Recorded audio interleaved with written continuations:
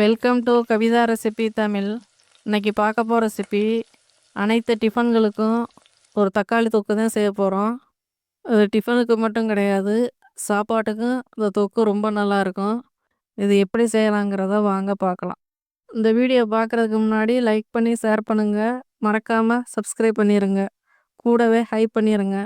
First இந்த recipe செய்ய தேவையான பொருள்: வெங்காயம், தக்காளி, பச்சை மிளகா, கொத்தமல்லி, கருவேப்பிலை. கொத்தமல்லி இல்லைன்னா கூட பரவாயில்ல, கருவேப்பிலை எடுத்துக்கோங்க. குழம்புத்தூள், மிளகாத்தூள். இதை வச்சு தான் செய்ய போகிறோம். இது டக்குன்னு 10 நிமிஷத்தில் செஞ்சு கொடுத்துடலாம். இப்போ 3 பெரிய வெங்காயம் நல்லா இந்த மாதிரி பொடியாக கட் பண்ணி எடுத்துக்கோங்க. 3 வெங்காயம் தான் கட் பண்ணியிருக்கேன். நீங்கள் எத்தனை வெங்காயம் வேணாலும், நீங்கள் எவ்வளோ செய்கிறீங்களோ தக்காளி தொக்கு அதுக்கேற்ற மாதிரி எடுத்துக்கோங்க. நான் 3 பெரிய வெங்காயம், தக்காளி 2 கொஞ்சம் பெருசாக நாட்டு தக்காளி எடுத்திருக்கேன், 2 பச்சை மிளகா. இதெல்லாம் கட் பண்ணி எடுத்து வச்சுக்கோங்க பொடியாக. இப்போ ஸ்டவ்வை பற்ற வச்சு ஒரு பேன் எடுத்துக்கோங்க. பேன் நல்லா சூடானதுக்கு பின்னாடி தேவைக்கேற்ற மாதிரி எண்ணெய் சேர்த்துக்கோங்க. எண்ணெய் நல்லா சூடானதுக்கு பின்னாடி நம்ம எல்லா பொருளையும் சேர்த்துக்கலாம். இப்போ எண்ணெய் தேவைக்கேற்ற மாதிரி சேர்த்துக்கோங்க. நீங்கள் எவ்வளோ தொக்கு செய்கிறீங்களோ அதுக்கேற்ற மாதிரி எல்லா அளவுகளையும் கூட்டி குறைச்சி சேர்த்துக்கோங்க. நான் இப்போ ஒரு 1/2 ஸ்பூன் கடுகு சேர்த்துருக்கேன்.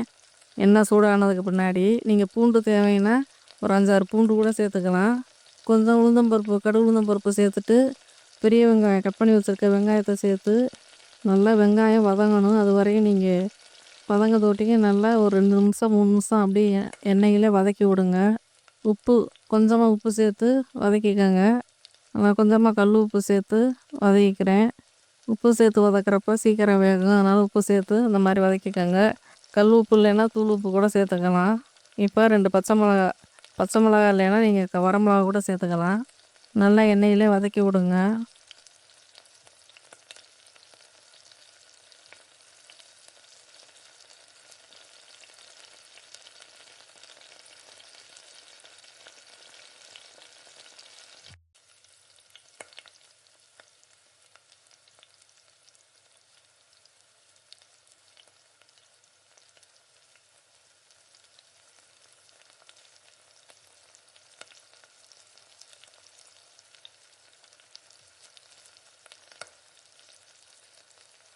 வெங்காயம் இந்தளவுக்கு வதங்கி வர்றப்ப இப்போ கொஞ்சமாக பெருங்காயத்தூள் சேர்த்துக்கலாம். நீங்கள் தூள் பெருங்காயத்துக்கு பதிலாக கட்டி பெருங்காயம் இருந்தால் கூட சேர்த்துக்கோங்க. கட்டி பெருங்காயம்னா கொஞ்சமாக தண்ணி ஊற்றி கரைச்சிட்டு சேர்த்துக்கோங்க. இப்போ வெங்காயம் நல்லா வதங்கணும். இந்தளவுக்கு வதங்கி வந்திருக்கு. இன்னும் ஒரு 2 நிமிஷம் 3 நிமிஷம் வதங்கட்டும். வதங்கினாதான் நல்லாயிருக்கும்.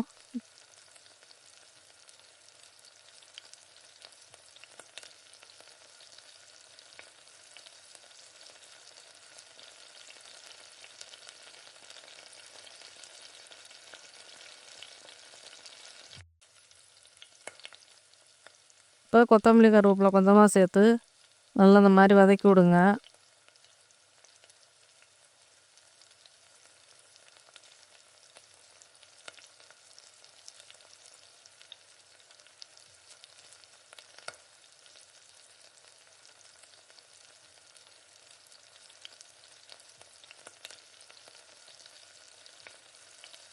ஸ்டவ்வை கூட்டி குறைச்சி வச்சு இந்த மாதிரி நல்லா வதக்கி விட்டுக்கணும். இந்தளவுக்கு நல்லா வதங்கி வர்றப்ப தக்காளி சேர்த்துக்கலாம். இப்போ கட் பண்ணி வச்சுருக்க தக்காளி இதையும் சேர்த்து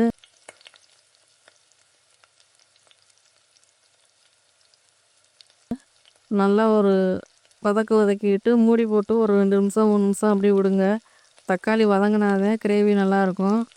அப்படியே சீக்கிரம் வதங்காமல் முழுசாக இருந்துச்சுன்னா, நல்லா பழுத்த தக்காளி அப்படின்னா நல்லா வதங்கிடும் சீக்கிரமே. அப்படி இல்லைன்னா கொஞ்சம் லேட்டாகும். நீங்கள் கரண்டியை வச்சு கூட அந்த மாதிரி அழுத்தி விட்டுக்கலாம். இப்போ மூடி போட்டு வச்சாச்சு. ஒரு 2 நிமிஷம் 3 நிமிஷம் கழிச்சு திரும்ப நல்லா இந்த மாதிரி கிளறி விட்டுட்டு இந்த மாதிரி வேகாததை நல்லா அழுத்தி விட்டு திரும்ப அப்படியே வதக்கி விட்ருங்க.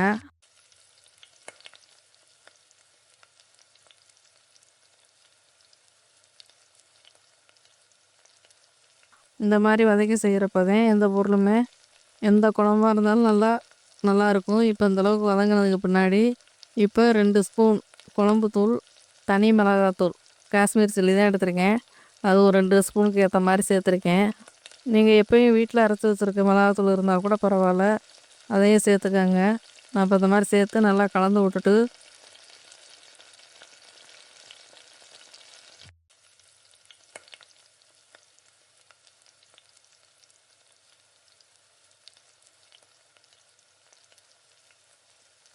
தண்ணி தேவைக்கேற்ற மாதிரி தண்ணி சேர்த்து உப்பு இருக்கான்னு செக் பண்ணிவிட்டு கடைசியாக உப்பு போட்டுக்கோங்க.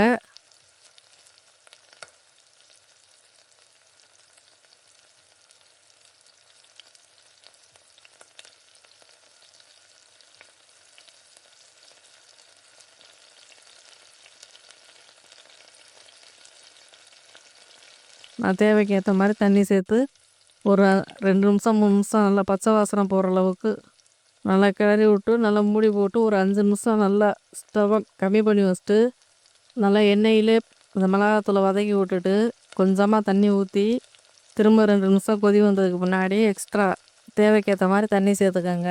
தண்ணி சேர்த்துட்டு உப்பு இருக்கான்னு செக் பண்ணிவிட்டு ஒரு மூடி போட்டு வச்சுக்கலாம். மூடி போட்டு ஒரு 5 நிமிஷம் ஆகணும். ஸ்டவ்வை நீங்கள் லோ ஃப்ளேம்லேயே வச்சு நல்லா கொஞ்சம் நல்லா மசாலாலாம் நல்லா பச்சை வாசனை போய் எண்ணெயெல்லாம் பிரிஞ்சு வரது வரைக்கும் வெயிட் பண்ணுங்கள். இப்போ அது வரையும் மூடி போட்டு வச்சுக்கலாம். இப்போ மூடி போட்டாச்சு. இப்போ ஒரு 5 நிமிஷம் ஆனதுக்கு முன்னாடியே ஓப்பன் பண்ணி பார்க்கலாம். இப்போ 5 நிமிஷம் ஆயிடுச்சு. இந்தளவுக்கு திக்காக இருக்குது. உப்பு இருக்கான்னு செக் பண்ணிவிட்டு திரும்ப நீங்கள் திக்காக வந்துடுச்சுன்னா இந்த மாதிரி ஆஃப் பண்ணிக்கோங்க ஸ்டவ்வை. கடைசியாக கொத்தமல்லி கருவேப்பிலை போட்டு ஸ்டவ்வை ஆஃப் பண்ணிக்கிடலாம். இது நீங்கள் லஞ்சு பாக்ஸுக்கு ஸ்கூல் காலேஜு ஆஃபீஸ் எல்லாத்துக்குமே நீங்கள் இந்த மாதிரி ஒரே தக்காளி தொகை பண்ணிவிட்டு டிஃபனுக்கு சாப்பாட்டுக்கு ஒரு தக்காளி ரைஸ் மாதிரி பண்ணி கொடுத்துட்டு இந்த மாதிரி தக்காளியை போட்டு சாப்பாட்டில் கிளறி கொடுத்துட்டு ஒரு பொரியலோ முட்டையோ ஏதோ ஒன்று வச்சு நீங்கள் டக்குன்னு செஞ்சு கொடுத்துடலாம். ரொம்ப நல்லாயிருக்கும். குழந்தைங்களும் விரும்பி சாப்பிடுங்க. இந்த வீடியோ பிடிச்சிருந்தா லைக் பண்ணி ஷேர் பண்ணுங்கள். மறக்காமல் சப்ஸ்கிரைப் பண்ணிடுங்க. கூடவே ஹைப் பண்ணிடுங்க.